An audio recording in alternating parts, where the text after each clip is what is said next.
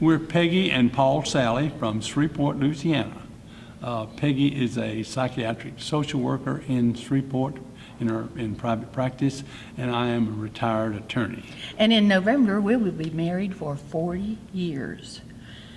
And when we first got married, Paul had 2 children, and they were 7 and 4 when we were married. And I had them by myself for a year. When I arrived, the challenge began.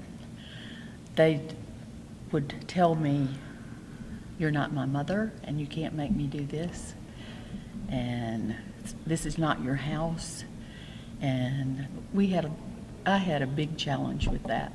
And we solved that big challenge mainly by talking about it and understanding that this was nothing personal against you, Peggy. This is just the way the children are acting to be in a situation where they have a new mother.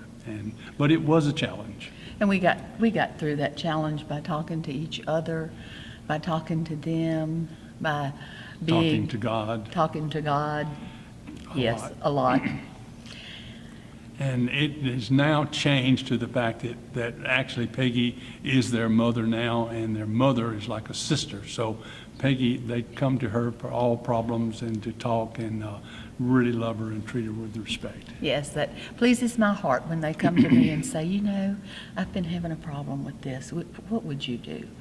And all of my days, that is what I wanted. I wanted them to be just like regular children, and they're grown and they're happy, and I'm happy with them.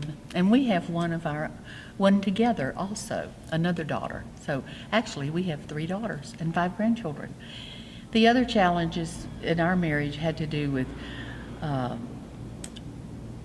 had breast cancer in 1994, and it was in my lymph nodes, didn't know what was going to happen. And Paul was such a wonderful, wonderful husband. He was there every moment for me, and he took care of me, and we got through it together. I remember one time, it was at 11 o'clock at night, and I was telling him how I was feeling or what, with no hair and all these scars. I was feeling ugly, and I talked about it to him. I shared with him, and he listened. And at the end of it, he said, "Peggy, I love you a whole lot, but can we not do this at 11 o'clock at night?" But we got through that obstacle very well. Yeah. The other obstacle that we had now, it was that I lost my job twice. Now, this was back in the 80s, and the one job I was in, I had a family business that I was running, and we just actually decided to dissolve it and to liquidate it. And but leaving a place that you'd been working for 35 years was quite a challenge to do. And then we formed this new company that we did, and it actually kind of went in the tank. So in a period of about 10 years, to lose your job twice really does something to a male's ego. That Peggy was there to help me along, and it turned out well. And all of that time, I told myself that Paul would handle this, and money hasn't meant very much to us in our lives anyway. We had money, we don't have money, we have each other, and that's the only thing that really matters to us. We got through that one pretty well. So you guys have been through a lot. Blended family, breast cancer, loss of long-term employment. Can you share with us one very, very specific thing that you did that just really helped you survive stress as a couple? Yes. Paul and I have done marriage enrichment for 35 years, and together, and going to those conferences as a couple and learning the skills that we needed to be able to share our feelings, to be able to say, "I'm hurting, this is what I need," to be able to say, "I need you to do this for me,"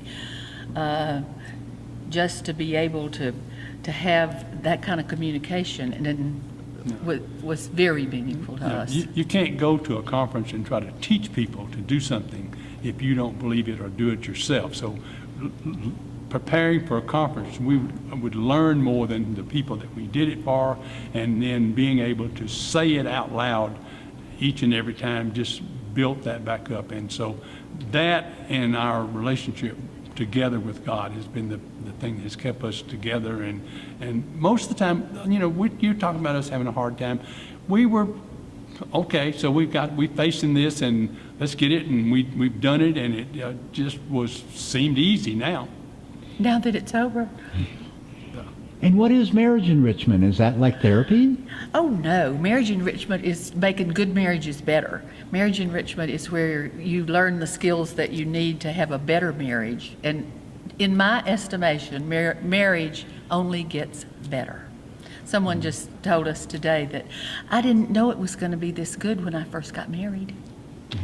Well, actually, we did a sex conference, and it was a 69-year-old man told us that he didn't realize that it was going to get better, that sex was. But teaching new things to people that even what we do, there's so many things that we don't know, and we learn something new every time. So marriage enrichment just means enriching your marriage. It's not going to solve the problems.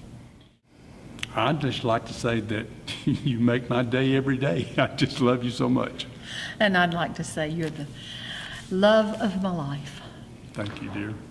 Give her a kiss. Yeah. Kiss, kiss, kiss. Mwah.